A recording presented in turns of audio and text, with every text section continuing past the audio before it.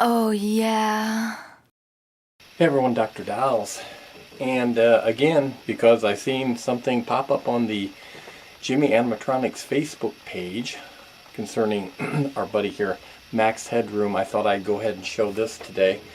I got my notes set in here. Yeah, my cheat sheet's messing here, set in here because I can't remember everything.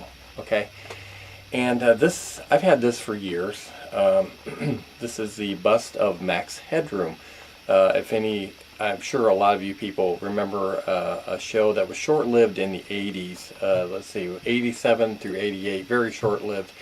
I remember originally watching it, and it was not very good. The hype around and the talk around the character of Max Headroom was actually bigger than the show itself. The show was not very entertaining, but the character of Max Headroom himself was, let me get him out of here so he doesn't do the, as you can see on the box, the original price tag for this was $19.97, and of course you can't usually buy one in good shape for $19.97 anymore. Hopefully you can see this a little bit better now that it's out of the cellophane front box there. Anyway, it is a ventriloquist dummy. Okay, the string I don't have hanging out the back, and the mouth moves, and it's meant to have that same look that Max Headroom had on the TV show. The TV show only went like 14 episodes, 2 seasons, very short seasons. I think 6 seasons in one, and then 8 seasons in the other, something like that. But like I said, the talk about his character and Max Headroom himself was actually bigger than the show itself. He did advertisements for, I believe, Coke. Yeah, I think it was Coke. And anyway, the thing I want to talk about here briefly is the thing that happened. What year was that? I think it was in 80s. I'm not going to quote it. 87 or 88, one of the two. And I'm sure somebody will correct me if I say one or the other, so I'm not going to. But an incident happened in Chicago on 2 of the Chicago stations, WGN and WTTW there, which I get them here in South Bend. I live in South Bend, Indiana, and I get those channels. And there was a channel. What would you want to call it? Channel,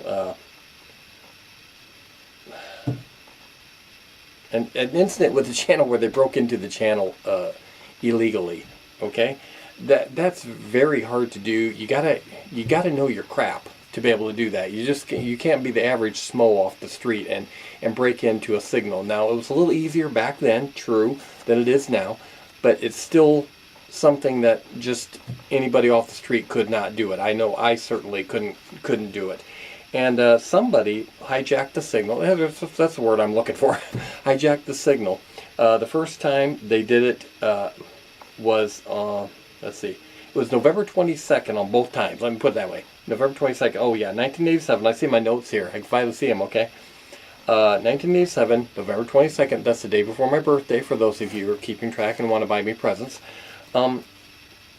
The first incident was at 9 o'clock during the 9 o'clock news. It was it lasted for 25 seconds, okay?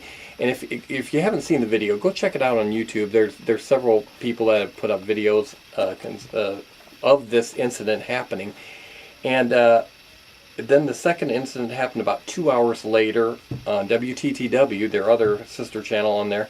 And that went for a little bit longer. It went for 90 seconds. And during the broadcast, it came on during Doctor Who. Okay, the first one was the news, and then the second one was Doctor Who. Okay, and then the ramblings that this person made. He was wearing the Max Headroom mask. Did I not say that? I probably didn't. Hear you say, "What are you talking about?" Yeah, he was wearing the Max Headroom mask, and he was babbling, and some of it's kind of hard to understand. They've kind of figured it out over the years. If you go on one of the videos, they have like the subtitles down at the bottom that's saying what he's saying if you can understand it. And it's kind of just incoherent ramblings, and some of it makes sense, a lot of it doesn't. Okay, and then at the end of the second one, the character Max Headroom bends over to the camera sideways, pulls down his pants, and sticks out his bare butt, and another person in the room is spanking his butt with, I don't remember what it was, you know, kind of like a swatting type device of some kind. And it was weird, okay? And these people were never caught. They never knew, we never found out the true identity of the people that broke into the signal. Of course, it's a, you know, big no-no. It's against the law big time, and you don't want to get caught. But you know, it's only bad if you get caught, right? But it was cool in a weird sort of way. The people that were on there were kind of, you would say they were a little bit off kilter, but yet they had the ability to know how to break into a signal. So it's like, you know, it's like a double-edged sword there. It's like they're crazy, and yet they have the knowledge to do that. So it's kind of weird. But anyway, I remember a few years back when my grandson first seen this, because he, you know, he's messed with this, and he knows Max Headroom and stuff. And when he first seen that on YouTube, it kind of, I don't know why, but it kind of gave him the creeps. It kind of scared him. And he got, the rest of the evening, he was kind of like on edge, looking around, like just because he's seen that video of the person hijacking the signal and being kind of weird, and the quality's horrendous too. You know, the video quality's horrendous, so it just kind of messed him up a little bit that evening when he seen that. This is made by Goldberg, and I'm way off on a tangent here, but that's actually more interesting than the figure here, I guess you would say. But this is made by Goldberg, and it's cool, and you can still get these all the time on YouTube, eBay.